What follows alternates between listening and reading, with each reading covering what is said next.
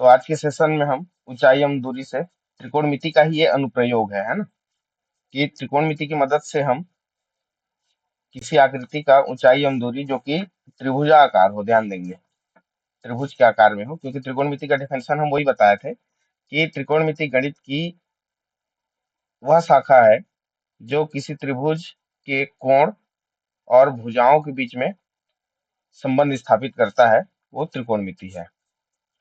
तो चलिए शुरुआत करते हैं ऊंचाई एवं दूरी की। यहाँ से 4 क्वेश्चन पूछे गए थे पिछले वर्षों में। तो पहला क्वेश्चन हम यहाँ पे लिए हैं, किसी टीले के शीर्ष से मैदान में स्थित 2 मकानों जो टीले के विपरीत ओर है, उसके पाद के अवनमन कोण क्रमशः 30 अंश और 60 अंश है।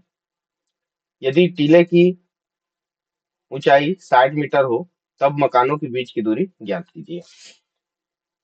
एक टीला है, उसके विपरीत ओर मतलब दोनों ओर 2 मकान स्थित हैं और उनका जो अवनमन कोण है वो कितना है, 30 अंश और 60 अंश है।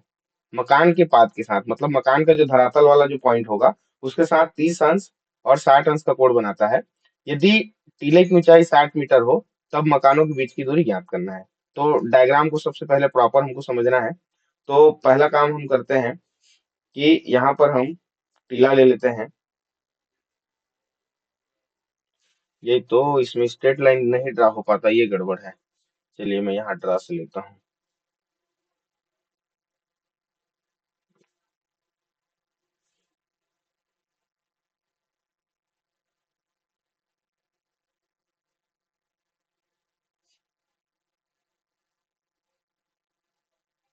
ये हो गया। उसके बाद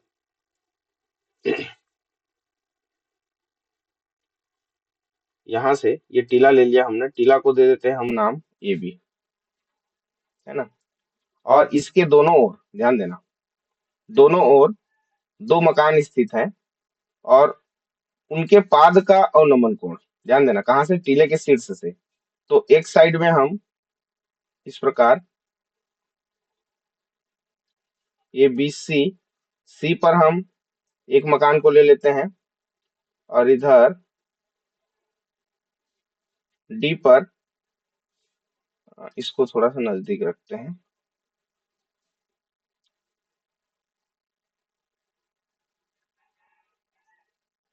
ये जो 60 अंश बनाएगा उसको थोड़ा सा नजदीक रखे हैं और इनके बीच की दूरी हमको ज्ञात करना है, ये इस प्रकार। तो ए बी सी और ये हो गया डी। तो ध्यान देंगे क्या क्या बोला है इसमें। इसमें बोला है कि दोनों जो मकान है उनके पाद के साथ 30 अंश और 60 अंश का अवनमन कोण बनाता है। तो ध्यान दें अवनमन कोण कैसे बनेगा हमारा, किसी ऊंचाई से नीचे की ओर जब कोई कोण बनता है तब वो हमारा कौन सा कोण होता है, अवनमन कोण होता है। ध्यान देंगे तो हमारा ये हो जाएगा 30 अंश का और ये हो जाएगा 60 अंश का। ये जो धरातल के समांतर हम टीले के ऊपर हमने रेखा खींचा, एल ले लेते हैं इसको, है ना। डायग्राम को बहुत ही अच्छे से समझना है। और ये टीले की ऊंचाई है और टीले की ऊंचाई दिया गया है 60 मीटर। अब ध्यान दें यहाँ पर ये रेखा एल और सी डी दोनों समांतर हैं, तो ए सी त्रिज्यछेदी रेखा का काम करेगा। देखिए ए सी मतलब लेफ्ट साइड, तो ये भी 60 अंश हो जाएगा। और उसी प्रकार रेखा एल और सी डी दोनों समांतर रेखा हैं, तो ए डी मतलब दाईं ओर, ए डी भी त्रिज्यछेदी रेखा का काम करेगा। तो एकांतर कोण क्या होते हैं, बराबर होते हैं। जब दो समांतर रेखा को एक त्रिज्यछेदी रेखा काटे तो संगत कोण बराबर होते हैं, अंतः एकांतर कोण बराबर होते हैं और एक ही ओर के अंतः कोणों का योग 180 अंश होता है। ये 3 पॉइंट होता है। तो जो बीच वाला पॉइंट है उसका हम उपयोग कर रहे हैं यहाँ पे, ये भी बन जाएगा 30 डिग्री। डायग्राम को समझना बहुत जरूरी है। तो इसमें हमको सीडी याद करना है, इस प्रश्न में हमको सीडी याद करना है। तो इसमें जो रिटर्न वर्क है आप लोगों को ऐसा करना पड़ेगा कि माना ए बी बराबर जो कि 60 मीटर है,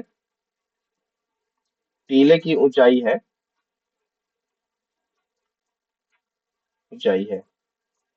इसके शीर्ष से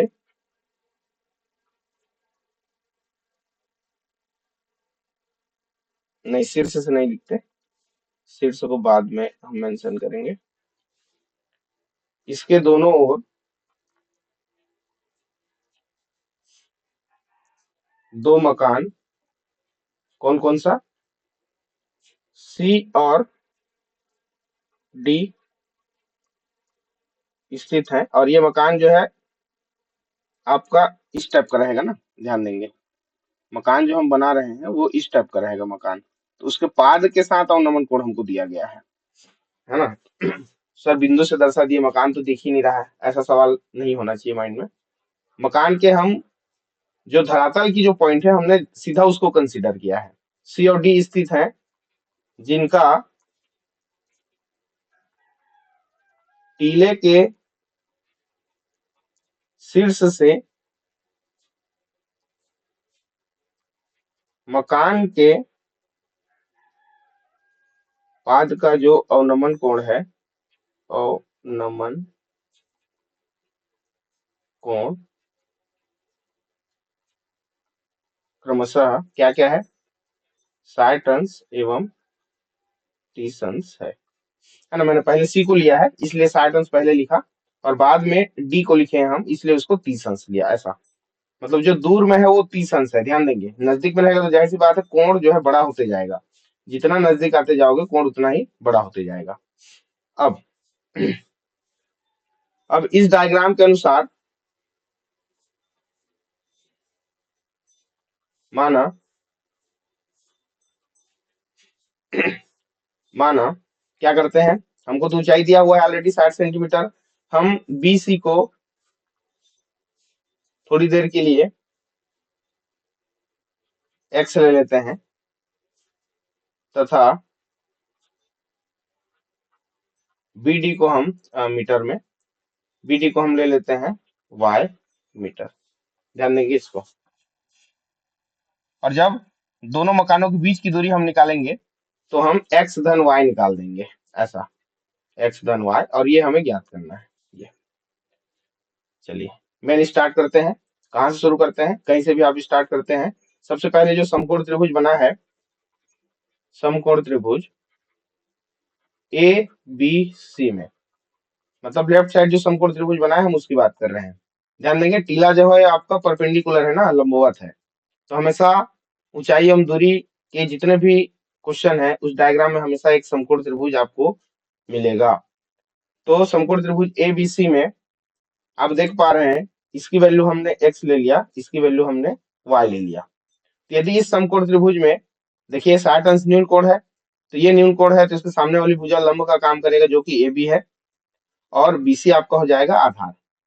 तो जो भुजा हमको ज्ञात है और जो हमको ज्ञात करना है, दोनों के बीच में यदि हम संबंध देखें तो ये लंब बटे आधार दे रहा है हमको, तो लंब बटे आधार के लिए कौन सा त्रिकोणमितीय अनुपात लेके चलेंगे हम, 10 लेके चलेंगे, तो ये 10 60 डिग्री।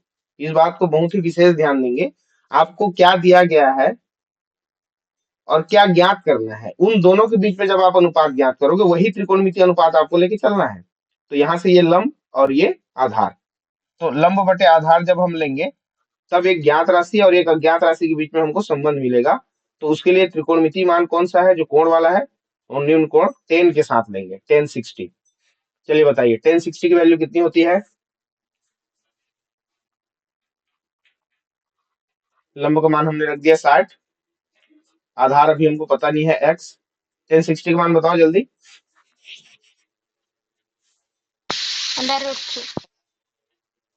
बिल्कुल स्क्वायर रूट 3 हो जाएगा। तो यहां से हम x की वैल्यू निकाल सकते हैं, कितना हो जाएगा 60/वर्गमूल 3। ध्यान दो x को और वर्गमूल 3 को त्रिक गुणा कर दिए एक दूसरे की ओर, तो उनका जगह रिप्लेस हो जाएगा। अब थोड़ा सा परिमेयकरण कर देते हैं, यहाँ पे वर्गमूल 3 का गुणा कर दिए और मीनिंग ना बदले करके डिवाइड कर दिए, तो हो जाएगा 60/3 बटे में वर्गमूल 3 गुणा होके ये हो जाएगा 3, 3 से डिवाइड करेंगे 60/3 को, तो 3 दूनी 6, 3 शून्य, और ये वर्गमूल 3, ये मीटर में आ गया x की वैल्यू। यहाँ तक आई होप सभी को समझ में आ गया होगा। ये क्या पेज आ गया। अब अगला जो हमारा पॉइंट होगा वो क्या होगा, पुनः त्रिभुज, अब दूसरे वर्ग की त्रिभुज की बात कर रहे हैं हम, ए बी डी में, ए बी डी में फिर से ध्यान दें, न्यून कोण हमारे पास है 30 अंश, न्यून कोण 30 अंश है। इसकी जो सम्मुख भुजा होगी जो कि 60 मीटर है, ये फिर से लंब का काम करेगा, और ये अज्ञात भुजा जो कि y है, ये आधार का काम करेगा। तो फिर से ज्ञात राशि 60 मीटर, अज्ञात राशि y, तो लंब बटे आधार फिर से हमको मिल रहा है यहाँ पे। तो लंब बटे आधार का यहाँ पे संबंध जब हम लेंगे, लंब बटे आधार, तो हमको त्रिकोणमितीय मान कौन सा लेके चलना पड़ेगा, फिर से 10 लेके चलना पड़ेगा, और न्यून कोण है आपके पास 30 अंश, 10 30 अंश। 10 60 का मान वर्गमूल 3 था, तो 10 30 का मान हो जाएगा 1/√3। लंब का मान है फिर से 60, और आधार का मान आपको ज्ञात करना है y। ध्यान दें, तो y बराबर हो जाएगा, वर्गमूल 3 को इधर तिर्यक गुणा करो, y को इधर तिर्यक गुणा करो, तो ये हो जाएगा 60√3 मीटर में। ओके है जी, बताइए सभी को क्लियर है यहाँ तक? Yes sir. ठीक, तो अब एक ही पॉइंट बच गया, कि क्या पॉइंट बचा, यहाँ मैं ऊपर में लिखता हूं, दोनों मकानों के बीच की जो दूरी है एक्चुअल में क्या है, सी डी है, और ये सी डी कैसे मिलेगा, x धन y करने पे। x की वैल्यू हम निकाल चुके हैं जो कि 20 वर्गमूल 3 है, और y की वैल्यू हम निकाल चुके हैं जो कि 60 वर्गमूल 3 है। तो यहाँ पे वैल्यू रख दो, 20 वर्गमूल 3 धन 60 वर्गमूल 3, क्योंकि दोनों समान राशि है, वर्गमूल 3 वाला, तो 20 और 60 जुड़ के ये हो जाएगा 80 वर्गमूल 3 metre, C D equal to. तो ये दोनों मकानों के बीच की दूरी हो जाएगी। आप उत्तर यहीं पे खत्म कर सकते हैं, कोई दिक्कत नहीं है। वर्गमूल 3 का मान 1.732 करके भी कर सकते हो, है ना। वर्गमूल 3 की वैल्यू 1.732 होता है, तो 80 गुणित 1.732 करना पड़ेगा। तो ये थोड़ा सा और कैलकुलेशन आगे बढ़ जाएगा, तो आंसर यहीं तक भी पर्याप्त है। एग्जाम में आप यहाँ तक भी हल करते हैं तो आपको करेक्ट उतना आपको नंबर मिल जाएगा। बताइए, इसमें किसी कुछ पूछना है? प्रश्न समझ में आया? डायग्राम कैसे बनाना है, और जब डायग्राम बन जाएगा तो कौन से न्यून कोण के लिए कौन सी भुजा को आपको कंसीडर करना है, बस इस प्रश्न का उद्देश्य यही है कि जो भुजा ज्ञात है और जो भुजा अज्ञात है, उन दोनों के बीच में अनुपात लेते हुए, लाल बटे कका वाला जो हम फार्मूला पढ़ाए थे त्रिकोणमिति के पहले ही चैप्टर में, है ना, शुरुआत में, उन्हीं चीजों को आपको उपयोग करते हुए आगे बढ़ना है। चलिए आगे बढ़ते हैं। कैलकुलेशन सर, में किसी को, हाँ बोलिए। ये स्क्वायर रूट 3 और स्क्वायर रूट 3 नहीं जोड़ेगा? कहाँ पे? ये 20 और 60 जोड़ा तो स्क्वायर रूट 3 वैसे ही रहेगा आप लोग समझ नहीं लास्ट रहे में। हो। हाँ, कैलकुलेशन देखो, ठीक है, कैलकुलेशन में दिक्कत आ रही है, मैं नीचे समझाता हूँ, ठीक है। वर्गमूल 3 तो जुड़ा है तभी तो 80। देखिए आपके पास क्या है, ये वर्गमूल 3 कितने हैं, यहाँ पे 20 है, ये वर्गमूल 3 कितने हैं, 60 है। समझ जाओ, आपके पास 20x है और यहाँ पे 60x है, तो जुड़ के कितना x हो जाएगा, 80x हो जाएगा ना। बिल्कुल वैसे ही यहाँ पे 80 वर्गमूल 3 हुआ है। क्लियर हुआ? वर्गमूल 3 कितने हैं, पहले पद में 20 है, और दूसरे पद में वर्गमूल 3 कितने हैं, टोटल 60 है। जैसे कि हम बीजगणित हल करते हैं, ध्यान दें, 60x धन 20x है आपके पास, कितना हो जाता है ये, 80x होता है। तो इसी प्रकार 60 वर्गमूल 3 और 20 वर्गमूल 3 होगा, तो जुड़ता कौन है, गुणांक जुड़ता है ना, ध्यान देंगे बात को। तो हम वर्गमूल 3 को जोड़ रहे हैं, तो वर्गमूल 3 कितने ठो है, यहाँ पे 20 है, यहाँ पे वर्गमूल 3 कितने हैं, 60 है। टोटल जोड़ देंगे तो कितने वर्गमूल हो जाएगा, 80 वर्गमूल 3 हो जाएगा। समझ में आया क्या? Yes sir. वर्गमूल 3 को ही जोड़ रहे हैं, लेकिन उनकी संख्या कितनी है, एक में 60 है, एक में 20 है। तो एक के पास वर्गमूल 3 60 है, एक के पास 20 है, दोनों को मिला देने पे 80 वर्गमूल 3 हो गया। ऐसा ऐसा समझो इसको। क्लियर हो गया? चलिए, और किसी को भी यदि डाउट रहा होगा तो उनको भी क्लियर हो गया होगा।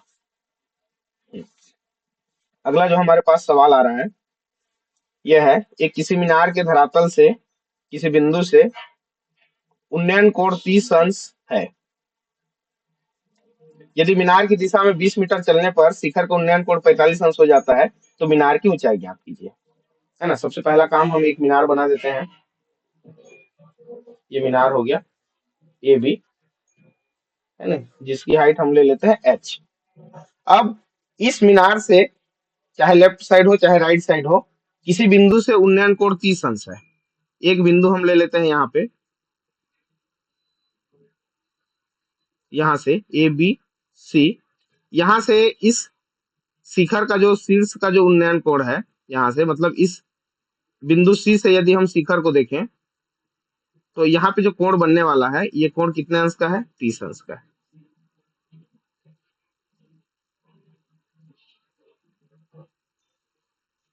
ये 30 अंश का। अब प्रश्न कहता है यदि मीनार की दिशा में 20 मीटर चलने पर, मतलब सी से हम बी की ओर चलेंगे, मीनार की दिशा में ए बी की ओर चलेंगे, कितना चलेंगे, 20 मीटर चलने पर शिखर का उन्नयन कोण 45 अंश हो जाता है। चलिए सी से हम डी तक आ जाते हैं, डी तक, और इसमें कितना मीटर चले हम, 20 मीटर चले। सी से जो कि 30 अंश बन रहा है शिखर का उन्नयन कोण, यहां से हम मीनार की ओर 20 मीटर चलते हैं तो एक बिंदु और मिलेगा डी, और इस बिंदु का शिखर के साथ जो उन्नयन कोण है वो 45 अंश है। ये यहां से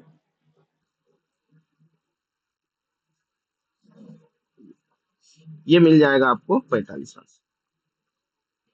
तो प्रश्न कहता है तो मीनार की ऊंचाई ज्ञात कीजिए। तो यहाँ पे ध्यान दो, हमको सी और डी के बीच की दूरी तो मिल गई 20 मीटर, लेकिन बी और डी के बीच की दूरी कितनी है ये हमको नहीं पता, है ना। तो इस दूरी को हम थोड़ी देर के लिए एक्स ले लेते हैं। तो यहाँ पे फिर से आपको थ्योरी कॉन्सेप्ट लिखना पड़ेगा कि माना ए बी बराबर जो कि एच मीटर हम लेके चल रहे हैं,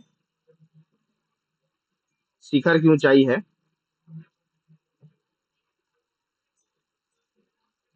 किसी बिंदु, और वो बिंदु क्या है, सी से शिखर का उन्नयन कोण 30 अंश है। ठीक है, सी से एक मिनट, सी से ना करें तो ज्यादा अच्छा है, सी डी कर दो सीधा। सी डी बराबर 20 मीटर दूरी चलने पर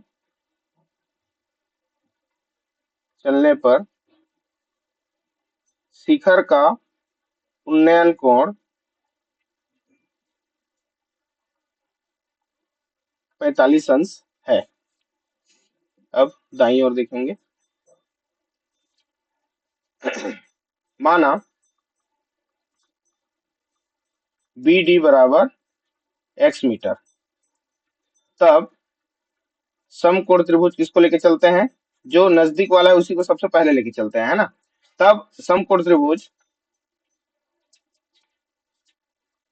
ए बी डी में, ध्यान दें ए बी डी में, यहां से हमको x किसी न किसी तरीका से मिलेगा x, और ये h हमको ज्ञात करना है। तो x और h के बीच में यदि संबंध निकाले तो हमारे पास न्यून कोण है 45 अंश, इसकी सम्मुख भुजा हो जाएगी लंब, तो जो बच गया वो आपका आधार हो जाएगा BD।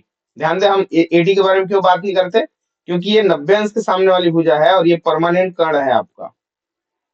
हर बार यहाँ पे ये कर्ण है, फिर बड़ा त्रिभुज लेंगे तो फिर से ये कर्ण कहलाएगा, है ना। तो उसको हमको चर्चा नहीं करना है क्योंकि उसके बारे में पूछा नहीं गया है और ना ही उसके बारे में दिया है। यदि दिया रहता तो हम कर्ण की भी बात करते। ठीक है, जैसे एक क्वेश्चन और आएगा उसमें देखेंगे हम कर्ण का उपयोग कैसे करते हैं। तो त्रिभुज एबीडी में फिर से हम लेके चलेंगे tan 45 अंश बराबर, ये हो जाएगा लंब बटे आधार। अब लंब का मान दिया है h जो कि हमको ज्ञात करना है, और आधार का मान भी हमको अभी नहीं पता x। tan 45 का मान हो जाता है 1, तो h बराबर x, तो यहाँ से यदि त्रियक गुणा करें तो आप देख पा रहे हैं x बराबर हमको मिल जाएगा h। त्रियक गुणा यदि कर देते हैं लेफ्ट की ओर तो x बराबर h मिल गया। मतलब ये जो दूरी शिखर के शीर्ष से जो 45 अंश कोण उन्नयन कोण बन रहा है, उस बिंदु की जो दूरी है वो शिखर की ऊंचाई के बराबर ही है। अब पुनः एक समकोण त्रिभुज हम लेके चलते हैं, पुनः समकोण त्रिभुज। अब एक और समकोण त्रिभुज कौन सा आ गया हमारा, ए बी सी, जो सबसे पहले बना था। ध्यान देंगे, ए डी सी लेके नहीं चलेंगे क्योंकि आपका समकोण त्रिभुज नहीं है। जो समकोण त्रिभुज बन रहे हैं उन्हीं त्रिभुजों को आपको शुरुआत करना है। तो ए बी सी में देखिए फिर से एच हमको ज्ञात करना है और बी सी हमारे पास उपलब्ध है कौन कौन सा, एक्स धन 20 के रूप में। तो पुनः हम लेके चलेंगे टेन 30 डिग्री, क्योंकि न्यून कोण है हमारा 30। तो ये फिर से देगा आपको लंब बटे आधार, लंब की वैल्यू है h और आधार है आपका BC, है ना, मान अभी मैं ये रखा हूं। तो h अपॉन BC, BC की वैल्यू कितनी है देखिए, x धन 20 और टेन 30 का मान हो जाएगा 1/वर्गमूल 3। अब ये लगातार 2 बार यूज हो गया है ना। अब देखिए हमने यहाँ पे इक्वेशन 1 में लिख रखा है कि x जो है h के बराबर है। तो यहाँ पे नीचे की ओर जो x धन 20 मिला है उसमें हम x h की जगह क्या रख देंगे, x की जगह h रख देंगे और ये आपका 20 हो जाएगा और ये 1/वर्गमूल 3। अब यहाँ से कैलकुलेशन आगे बढ़ा के आपको h की वैल्यू फाइंड करनी है।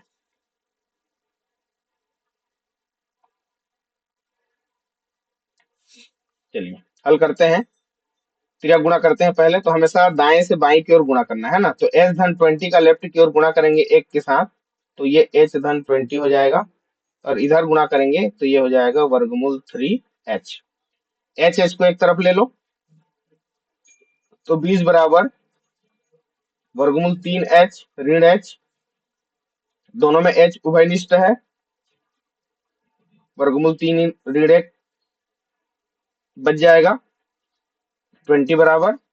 और यहां से आप देख पा रहे हैं h बराबर हो जाएगा 20 बटे में वर्गमूल 3 ऋण 1। अब यहाँ पे आपको फिर से परिमेयकरण की आवश्यकता है। देखिए तो h बराबर 20 बटे वर्गमूल 3 ऋण 1 करते हैं यदि, थोड़ा सा नीचे और आते हैं हम,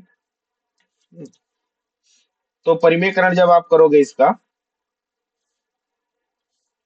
तो वर्गमूल 3 ऋण 1 गुणा करना पड़ेगा आपको वर्गमूल 3 धन 1 बटे वर्गमूल 3 धन 1 से।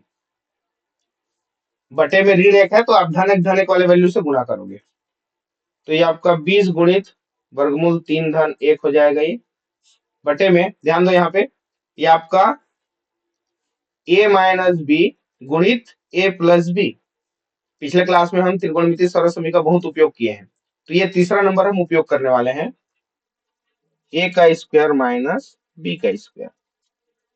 ये हो जाएगा 20 वर्गमूल 3 धन 1 बटे में वर्गमूल 3 और उसका वर्ग करेंगे तो वर्ग वर्गमूल खत्म, बच जाएगा आपके पास 3, 1 का वर्ग करने पे 1। तो ये 20 गुणित वर्गमूल 3 धन 1 बटे में बच जाएगा 3 में घटा दिए 2। अब यहाँ से कैंसिल होने वाला है, 2 एकम और ये 2 दाहम 20। तो आपके पास बच गया 10 गुणित वर्गमूल 3 धन 1 h मिल गया। तो ये है जो शिखर हमको दिया गया है उसकी ऊंचाई है 10 गुणित वर्गमूल 3 धन 1 मीटर। बताइए कैलकुलेशन समझ आया कि नहीं, वो ज्यादा जरूरी है क्योंकि डायग्राम तो समझ में आ गया होगा जो प्रश्न दिया है उसके अकॉर्डिंग। कैलकुलेशन क्लियर है जी सभी को?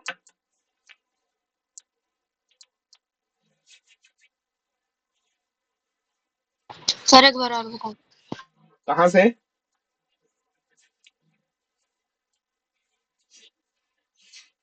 जहां से एच क्रिया प्लस गुणा किए। हाँ चलो चलो समझ गया मैं। ये हम यहाँ से फिर से शुरुआत करते हैं कैलकुलेशन को, ध्यान से देखेंगे। हमको h की वैल्यू फाइंड करनी है, हमारा उद्देश्य है कि h कैसे एक तरफ आ जाए। तो पहले हम त्रिया गुणा किए, h धन 20 का लेफ्ट की ओर गुणा किए तो ये h धन 20 हो गया, वर्गमूल 3 का दाईं ओर गुणा किए तो ऊपर में गुणा हुआ तो वर्गमूल 3h हो गया। अब h और h को एक तरफ लिए तो जो लेफ्ट में h है उसको हम दाईं ओर लेके चले, राइट ओर, तो धन h था वो आपका हो गया ऋण h, ये वर्गमूल 3h। अब देखो दोनों में h कॉमन था h जैसे ही हम कॉमन निकाले, यहाँ पे बचा वर्गमूल 3, यहाँ पे कुछ नहीं है, मतलब क्या बचेगा, 1 बच जाएगा। तो वर्गमूल 3 ऋण 1 हो गया ये। अब h की वैल्यू निकालने के लिए वर्गमूल 3 ऋण 1 को इससे अलग करना पड़ेगा, और चूंकि ये गुणा के रूप में है, गुणा के रूप में है तो हम इधर तिर्यक गुणा करेंगे, तो इधर कहाँ जाएगा, वो बटे में आ जाएगा। हमेशा ध्यान देंगे, जब पक्षांतर करते हैं तो धन वाली वैल्यू ऋण हो जाती है उधर जाके, और ऋण वाली वैल्यू धन। जब हम तिर्यक गुणा करते हैं तो गुणा में रहता है तो वो भाग में चला जाता है, और भाग में रहता है वो गुणा में चला जाता है। तो ये h की वैल्यू हमको मिल गई 20 बटे में वर्गमूल 3 ऋण 1। अब बटे में जब भी वर्गमूल का कोई वैल्यू मिलता है जिसका वर्गमूल वो पूर्ण वर्ग संख्या नहीं है, तो हमेशा उसका परिमेयकरण किया जाता है। जो अपरिमेय संख्या है उसको परिमेय रूप में कन्वर्ट किया जाता है। किसको, हर को, हमेशा ध्यान देंगे इस बात को, है ना। तो वर्गमूल 3 ऋण 1 है तो हम वर्गमूल 3 धन 1 वाली वैल्यू से गुणा करेंगे, क्योंकि अंश में गुणा कर रहे हैं तो हर में भी गुणा करेंगे, मीनिंग ना बदले करके। अब हर और हर का जब गुणा हुआ तो ये A square minus B square formula लग गया यहाँ पे। तो ए का स्क्वायर करने पे वर्गमूल और वर्ग का स्क्वायर यहाँ से खत्म हो जाता है और बच जाएगा 3। 1 का स्क्वायर करने पे 1। अंश का गुणा अंश से करेंगे तो ये आपका 20 गुणित वर्गमूल 3 धन 1 हो गया। 3 में 1 घटाने पे 2 बचा, और 2 से डिवाइड करेंगे तो 2 दाम 20 मिल जाएगा। तो फाइनली h बराबर 10 गुणित वर्गमूल 3 धन 1 मीटर हो जाएगा। ठीक है, कैलकुलेशन में और किसी कोई दिक्कत?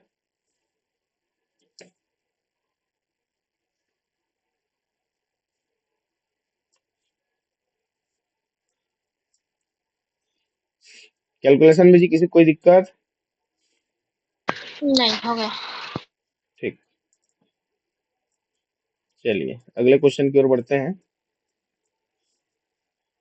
वो भी अच्छा ही क्वेश्चन है। 4 क्वेश्चन पूछे गए हैं अब तक, 4-5 सालों में, 5-6 सालों में कहो। ये क्वेश्चन है, एक सीधी सड़क एक भवन के पाद तक जाती है। भवन के शिखर पर से एक आदमी एक कार को 30 अंश के अवनमन कोण पर देखता है। भवन के शिखर से, सबसे ऊपर से, है ना। कार भवन के पाद की ओर एक समान चाल से जाती है। 30 मीटर चलने के बाद कार का जो अवनमन कोण है 60 अंश हो जाता है। भवन की ऊंचाई ज्ञात कीजिए। सेम टू सेम क्वेश्चन अभी हम सॉल्व किए हैं। 30 अंश का कोण बनता था, उससे 20 मीटर हम शिखर की ओर चलते थे तो 45 अंश का कोण बना था। यहाँ पे 60 अंश का कोण बन रहा है। मैं डायग्राम बना देता हूँ, इसको मैं होमवर्क के लिए दूंगा आप लोगों को। मैं डायग्राम बना देता हूँ, ध्यान देंगे। एक सीधी सड़क एक भवन के पाद तक जाती है, ध्यान दो। हम ये बना लिया हमने भवन ए बी, जिसकी ऊंचाई ज्ञात करना है, और हमारे पास है इस प्रकार एक सीधी सड़क, है ना। अब ध्यान दो, भवन के शिखर पर से एक आदमी कार को 30 अंश के अवनमन कोण पर देखता है। ध्यान दें, भवन के शिखर से, यहां से ऊपर से, तो हमको यहाँ पे धरातल के समांतर एक रेखा हमको यहाँ पे खींचनी पड़ेगी, क्योंकि अवनमन कोण की बात की गई है। तो शुरुआत जहां से होता है, कार जहां पे स्थित है, उस बिंदु को हम ले लेते हैं सी। तो यहां से जब इस कार को देखता है तो यहाँ पे जो कोण बन रहा है, ये कितने अंश का कोण बना, 30 अंश का अवनमन कोण बनता है कहता है। तो जाहिर सी बात है यहाँ पर भी 30 अंश का कोण बनेगा। एकांतर कोण बराबर होते हैं। अब कहता है कार भवन के पाद की ओर एक समान चाल से जाती है। किधर जाती है ये, भवन की ओर। 30 मीटर चलने के बाद कार का जो अवनमन कोण है वो 60 अंश हो जाता है। ये जो व्यक्ति ए पर खड़ा हुआ है, शीर्ष पे, इस भवन के ऊपर में जो खड़ा हुआ है छत पे, वो इसको देख ही रहा है। जब ये कार कितना मीटर चल जाती है, 30 मीटर जब चल जाती है, यहां से सी से लेकर डी तक 30 मीटर जब चलती है, तब इस व्यक्ति द्वारा जब इसको देखा जाता है तो ये कोण बन जाता है 60 अंश का। ध्यान दें, और वो कौन सा कोण है, ये पूरा ऐसा, ये 60 अंश बन गया आपका। तो जब ये 60 अंश है तो जाहिर सी बात है एकांतर कोण फिर बराबर होंगे, और ये भी 60 अंश हो जाएगा। तो 30 मीटर चलने के बाद कार का अवनमन कोण 60 अंश हो जाता है। तो भवन की ऊंचाई ज्ञात कीजिए। तो सबसे पहला चीज आप क्या काम करेंगे, यहाँ पे बी डी को आप x ले लेंगे ऐसा, और इस भवन की ऊंचाई h आपको ज्ञात करना है। तो इसके पहले वाले प्रश्न में केवल उन्नयन कोण कह दिया था, तो अवनमन कोण वाला कॉन्सेप्ट नहीं था। तो ये अवनमन कोण जो है एक्चुअल में उन्नयन कोण बनाने के लिए ही दिया रहता है। तो ये ऊपर वाले 30 अंश और 60 अंश से हमको कोई मतलब नहीं है। यहाँ त्रिभुज के अंदर में जो 30 अंश और 60 अंश बन गए, इसी की मदद से आपको हल करना है। उसमें 45 अंक दिया था, ध्यान देना, यहाँ पे 60 अंक दिया है। क्या करना है बताइए, हल कराना है कि कर लोगे?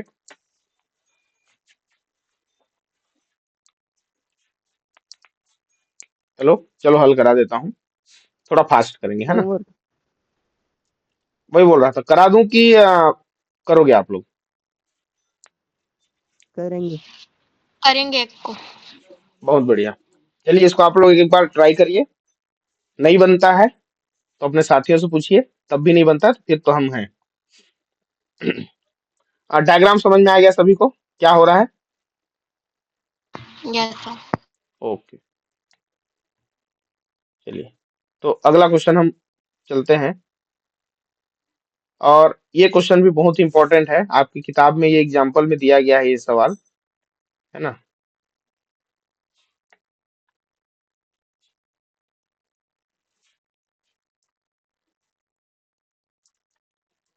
तेज हवा से टूटे एक पेड़ का सिरा झुककर पेड़ के पाद से 6 मीटर की दूरी पर जमीन को छूता है।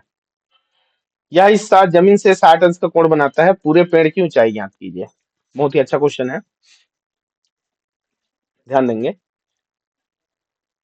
ये इस प्रकार जो पेड़ है,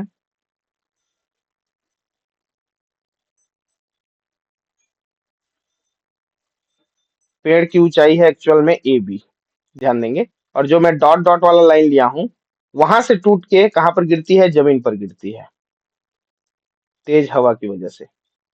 और जमीन के किसी बिंदु पर जाके क्या करती है? उसको स्पर्श करती है, ऐसा।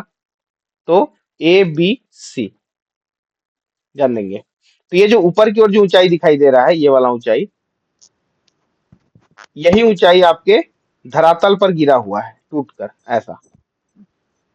तो जाहिर सी बात है, ये पेड़ के किसी बीच हिस्से से टूटा हुआ है, तो जाहिर सी बात है इसमें क्या रहेगा? इस प्रकार लटका रहेगा और ये ऐसा त्रिभुज जैसा एक आपका शेप बनेगा, ठीक है? तो पेड़ के पाद से 6 मीटर की दूरी पर जमीन को छूती है, तो ये जो दूरी हो जाएगा, जिसको हम बीसी नाम दिए हैं, ये आपका 6 मीटर हो जाएगा।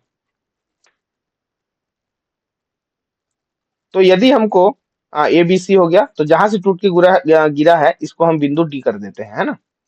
तो यदि हमको बी डी और डी सी मिल जाए, तो डी सी एक्चुअल में एडी के बराबर है, ध्यान देना। डी सी जो है एडी के इक्वल है, क्यों? क्योंकि इतना ही हिस्सा जब वो टूटने के पहले वाला जो हिस्सा था, वो ऐसा ऊपर रहा होगा, परपेंडिकुलर, लंबवत। टूटने के बाद इस प्रकार नीचे गिरा है, तो जितनी लंबाई ऊपर था उतनी ही लंबाई इधर नीचे की ओर गिरेगा। तो एडी बराबर क्या हो गया? डीसी हो गया। यहां तक तो सभी को समझ में आ गया होगा। डायग्राम क्लियर है क्या? Yes sir. चलिए इसमें लिखते हैं, माना पेड़ की कुल लंबाई जो है, ऊंचाई लिखते हैं क्योंकि प्रश्न में ऊंचाई उपयोग हुआ है ना। कुल ऊंचाई जो कि ए बी है, बराबर कितना है? एच मीटर है। इसका एडी हिस्सा टूटकर जमीन पर पाद से कितना? बीसी बराबर 6 मीटर दूरी पर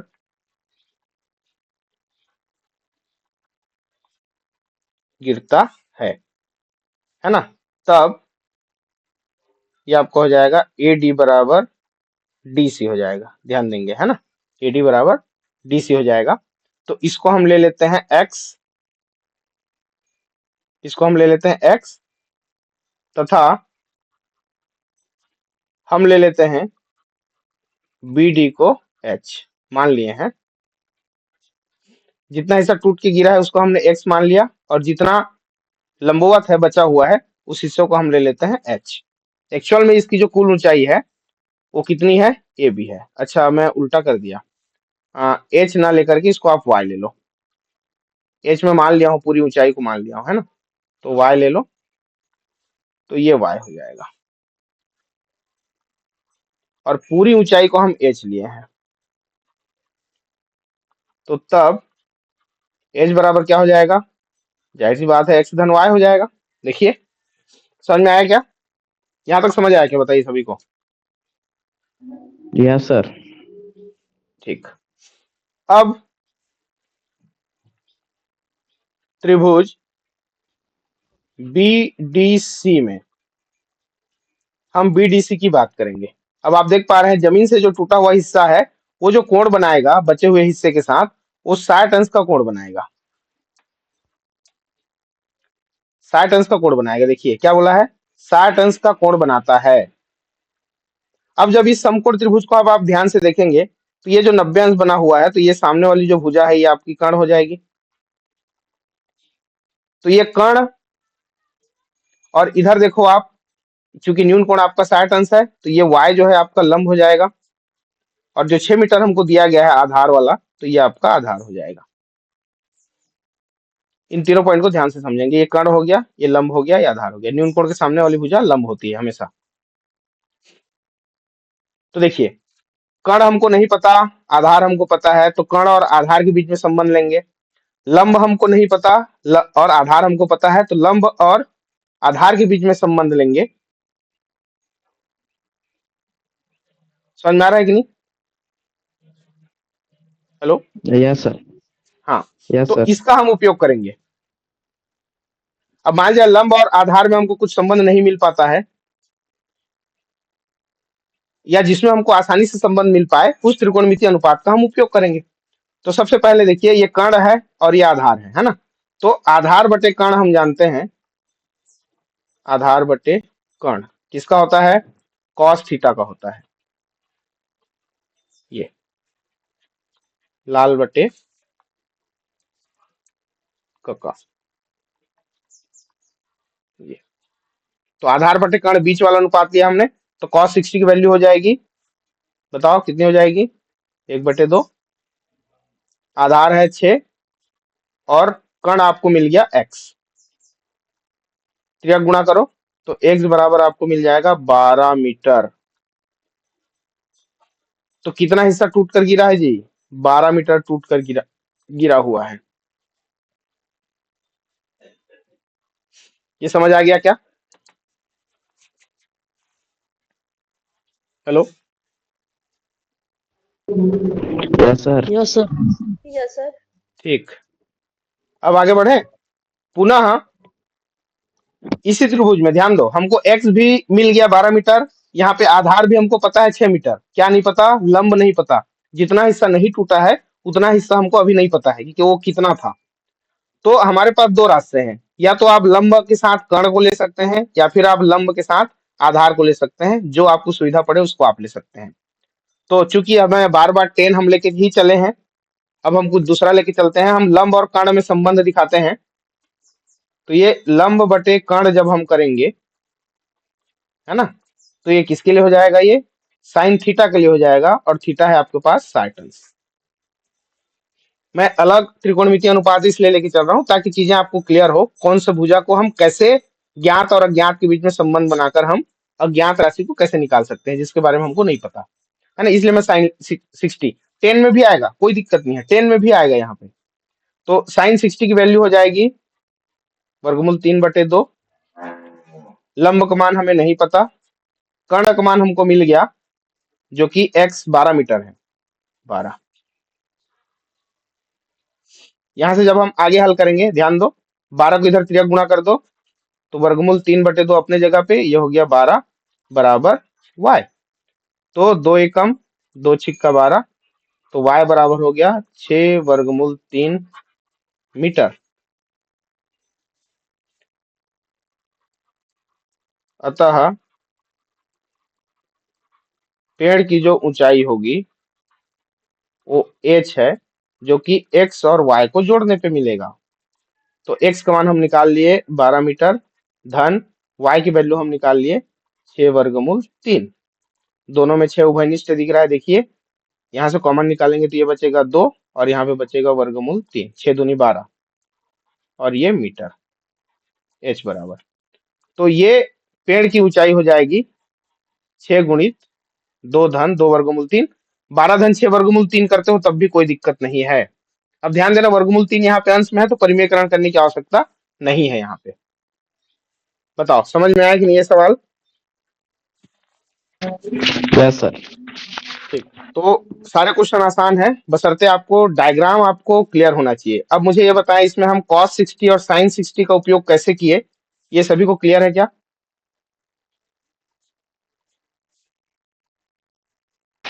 एक बार और बताइए ना। देखो, हमको सबसे पहले चीज, जैसे ही डायग्राम बनता है आपका, डायग्राम बनने के बाद आपको इसमें ये देखना है कि क्या चीजें हमको दी गई है और क्या हमको ज्ञात करना है। शुरुआत में जब डायग्राम बना तो ना तो हमको लंब पता था ना तो हमको कर्ण पता था, हमको केवल पता था आधार। लंब कर्ण कैसे डिसाइड किए? 90 अंश के सामने वाली भुजा कर्ण हो गई, और जो न्यून कोण हमको 60 अंश दिया गया है, उन्नयन कोण, उसके सम्मुख भुजा को हमने लंब नाम दिया, है ना। डेफिनेशन वही था कि न्यून कोण के सम्मुख भुजा को हम लंब कहते हैं। अब देखिए, जब शुरुआत हम किए तो हमको आधार पता था 6 मीटर, तो हमने कर्ण के साथ शुरुआत किया, कर्ण बटे आधार किया, क्योंकि कर्ण हमको नहीं पता और आधार हमको पता था। तो जो पता है उसके सहयोग से हमको जो नहीं पता उसकी वैल्यू हम निकालते हैं। तो कर्ण बटे आधार करते या आधार बटे कर्ण करते, दोनों का वही मतलब था। यदि कर्ण बटे आधार करते तो कॉस की जगह सेक लेके चलते, सेक 60, तब भी आपको मान मिलता, कोई दिक्कत नहीं है, यही वैल्यू मिलता आपको भी। ठीक है, तो उसकी मदद से जब हम आधार बटे कर्ण किए तो ये cos 60 की वैल्यू 1/2 और आधार का मान 6 और कर्ण का मान x हो गया। तो इस प्रकार यहाँ से x बराबर 12 मीटर मिल गया। ठीक है, कर्ण नहीं पता था, आधार पता था, अब हमको कर्ण भी पता चल गया। जो अज्ञात राशि है, जो चर राशि है, वो हमको मिल गया। अब लंब अब हमको नहीं पता, तो हमारे पास दो रास्ते हैं लंब ज्ञात करने के लिए। या तो उसको कर्ण के साथ कोई संबंध बनाओ, लंब बटे कर्ण करके साइन ले लिया हमने, या फिर आधार भी हमको पता है, आधार के साथ आप संबंध बनाओ। तो जैसे आप लंब बटे आधार करते तो हमको क्या लेना पड़ता है, यहाँ पे tan 60 लेना पड़ता। देख लो, tan 60 लेते तो tan 60 की वैल्यू कितनी होती है? वर्गमूल 3। लंब का मान कितना हो गया, ये तो हमको ज्ञात करना है, और आधार की वैल्यू दिया गया है 6। तो y बराबर क्या हो जाता है? देखो यहाँ से तिर्यक गुणा करो, 6 वर्गमूल 3, और यहाँ पर भी देखो y की वैल्यू क्या मिला है, 6 वर्गमूल 3। समझ में आया सभी को? Yes sir. ठीक, तो दोनों ही स्थितियों में हम y की वैल्यू निकाल सकते थे, है ना। तो ये डिपेंड करता है कि एग्जाम हॉल में आप चीजों को कैसे सोच पाते हैं, इस आधार से आपको लेना है। बशर्ते कॉन्सेप्ट जो है क्लियर रहना चाहिए, क्या दिया है और क्या ज्ञात करना है, इन दोनों के बीच में संबंध बनाते हुए आपको अज्ञात राशि का मान निकालना है, बस और कुछ नहीं। ठीक है जी, क्लियर हो गया सभी को? Yes sir. है ना। तो ये इंपॉर्टेंट क्वेश्चन है, इस वर्ष भी पूछे जाने लायक संभावना है, ये बहुत संभावना है।